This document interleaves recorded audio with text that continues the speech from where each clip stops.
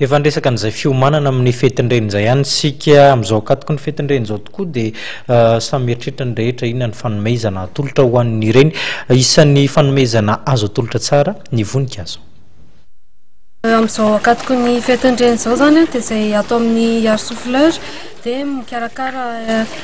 hetsika varatra fampirantiana izay nanomboka tamin'ny latsinainy teo dia mitohy mandrapahatonga ny amin'ny sabotsy avy izao eto manakambahiny no misy ny toerana ahitana karazana voninkazo isan-karazany orchidée, cactus, anthurium sy ireo maro samihafa dia asaina ny reny rehetra ndray mpianakaviana fianakaviana rehetra izay tia hanome fanomezana ny reny mpianakaviana tonga hitsidika ety manakambahiny.